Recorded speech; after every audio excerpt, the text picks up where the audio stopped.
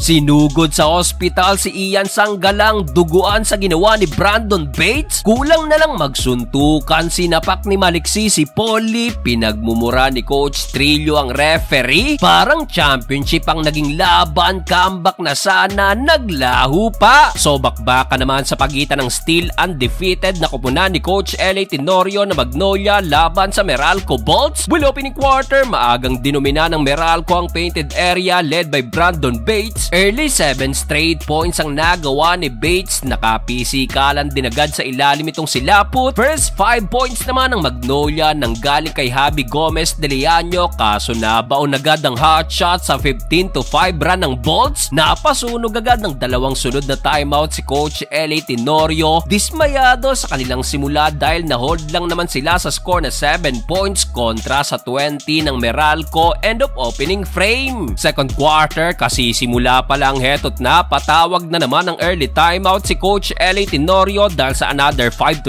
start ng Bolts. After nyan, sa wakas nabasag na rin ni Ian Sanggalang ang long drought ng Magnolia. Halfway mark, dito na naging mainit ang laban, nagkapisikalan na si Polly at Alain Maliksi. Under 5 minutes, dito na sumiklab ang kiskisa na yan, binigyan ng swing, pa-uppercut si Polly. Bad trip si Alain Maliksi, gusto pang sugurin si Lethal Weapon at dahil dyan natawagan ito ng flagrant foul penalty 1. Matapos yan, si Sanggalang naman ang napuruhan, duguan ng tamaan ng ulo sa muka sa play na to. Flagrant foul penalty 1 din ang tinawag dyan kay Brandon Bates na hindi naman nagustuhan ni Coach Trillo, pinagmumura ang referee. Sa daming nangyari, pumaborian sa Magnolia kung saan naibaba nilang double digit lead ng Bolts sa 7 points, 32-25 halftime. Start of the third quarter, heto't nagtuloy-tuloy pa ang run ng Magnolia. Jerome Lastimosa kumana ng back-to-back 3-pointer, isa dyan may kasama pang foul. Sa isang iglap, tabla agad ang talaan sa all 32.